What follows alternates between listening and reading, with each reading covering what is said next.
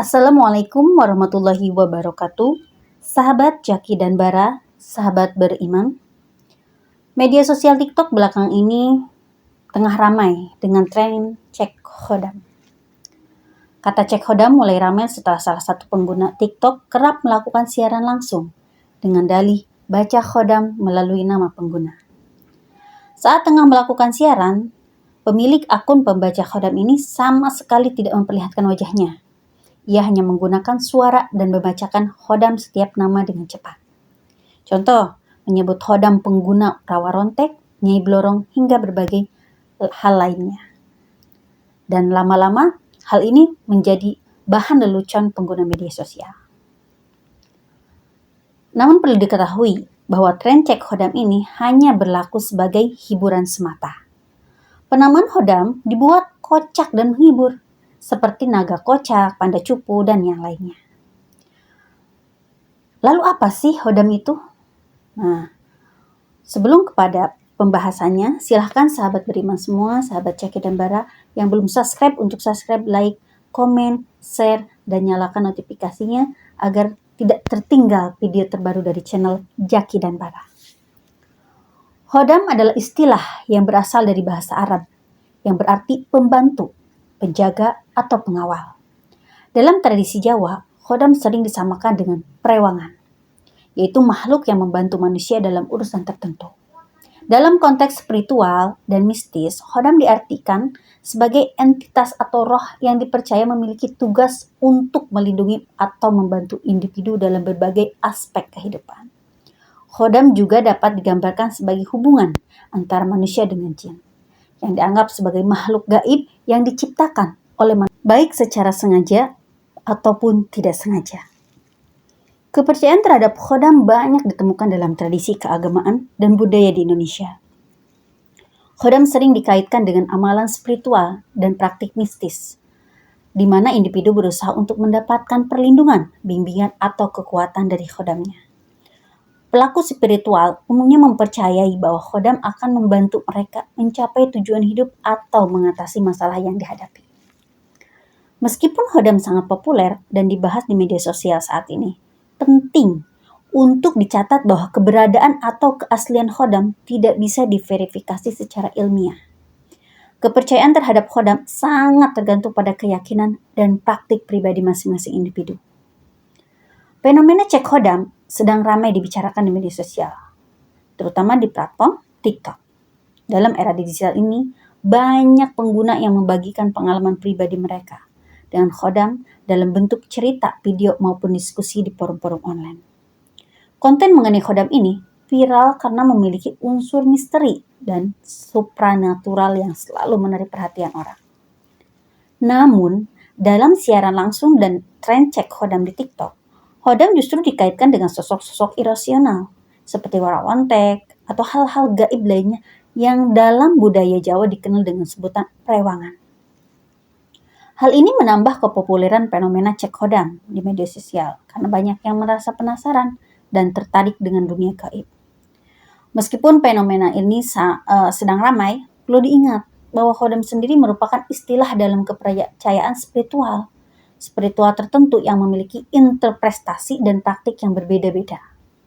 Masyarakat perlu bijak dalam menanggapi dan menyikapi konten-konten mengenai khodam ini. Menghormati kepercayaan dan pandangan orang lain adalah penting dalam menjaga kerukunan dan saling menghormati. Namun sebaiknya selalu mencari informasi yang akurat dan mendalam sebelum mempercayai dan menyebar informasi terkait khodam. Meskipun kontroversial, keyakinan terhadap khodam masih ada di masyarakat Indonesia. Bagi sebagian orang yang percaya, khodam dianggap sebagai makhluk yang membantu urusan manusia. Khodam dipercaya sebagai bagian dari diri manusia dan secara alami kerap membantu dan berbagi urusan hingga membentuk kepribadian manusia tersebut. Dalam ilmu psikolog, konsep ini bisa diartikan sebagai ego stage.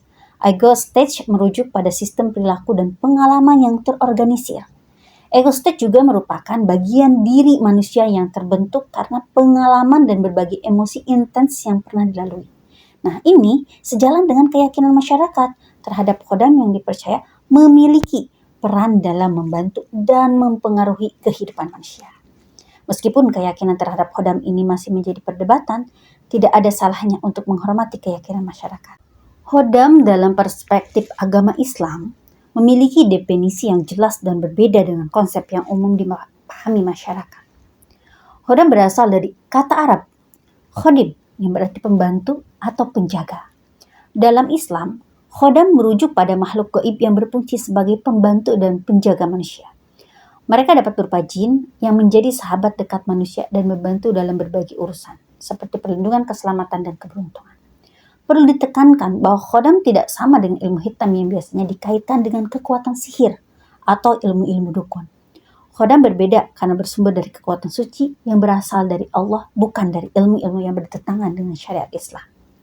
Hukum memiliki khodam dalam Islam diperbolehkan jika pelakunya disiplin syariat dan mantra yang dibaca tidak bertentangan dengan syariat. Khodam yang diperbolehkan haruslah baik dan tidak menimbulkan darar atau kerugian bagi diri sendiri. Namun, khodam yang diperbolehkan harus memiliki manfaat yang sebanding dan tidak menghilangkan kesadaran. Contohnya, khodam yang diperbolehkan dalam Islam adalah ketika Nabi Sulaiman alaihissalam meminta bantuan jin untuk memindahkan kerajaan Ratu Bilqis. Khodam dalam Islam berfungsi sebagai pembantu dan penjaga manusia. Mereka dapat membantu dalam berbagai urusan, seperti perlindungan, keselamatan, dan keberuntungan. Khodam juga dapat berupa manifestasi dari energi dan memori manusia yang berubah bentuk setelah manusia meninggal dunia. Dalam Islam, khodam tidak dianggap sebagai roh binatang atau kekuatan sihir, melainkan sebagai kekuatan suci yang bersumber dari Allah. Oleh karena itu, khodam yang diperbolehkan dalam Islam haruslah disiplin syariat dan tidak menimbulkan darar. Khodam yang diperbolehkan juga harus memiliki manfaat yang sebanding dan tidak menghilangkan kesadaran. Jin dalam ajaran Islam memiliki beberapa karakteristik yang penting untuk dipahami. Pertama, jin memiliki kekuatan besar yang seringkali digunakan untuk tujuan keji dan tipu daya. Mereka mampu melakukan hal yang tidak mungkin dilakukan oleh manusia biasa. Jin juga dibagi menjadi beberapa golongan, seperti jin yang beriman, netral, dan kafir. Jin beriman melakukan kebaikan. Jin netral tidak terlibat dalam interaksi dengan manusia, sedangkan jin kafir mengajak makhluk lain untuk melakukan kemaksiatan. Selain itu, terdapat juga jin ibrit yang dianggap sebagai raja dari bangsa jin. Jin ibrit memiliki kekuatan yang jauh melampaui golongan jin lainnya. Bahkan dapat memindahkan singgasana Ratu Bilqis sebelum Nabi Sulaiman alaihissalam beranjak dari tempat duduknya.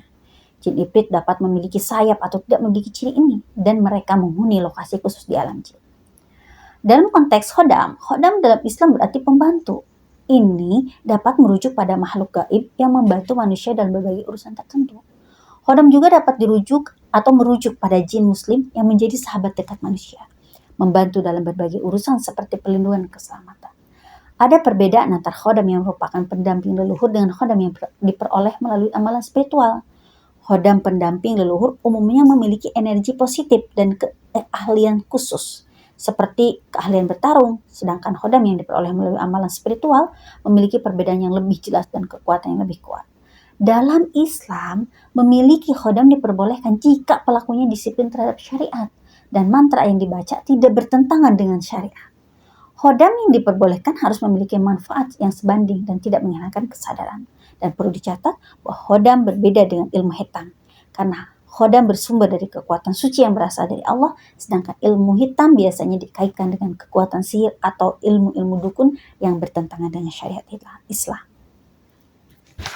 Nah, itulah sahabat beriman semua, sedikit penjelasan daripada khodam itu dan bagaimana pandangan Islam terhadap khodam itu sendiri. Wallahu a'lam bishawab. Terima kasih, semoga ada manfaatnya. Wassalamualaikum warahmatullahi wabarakatuh.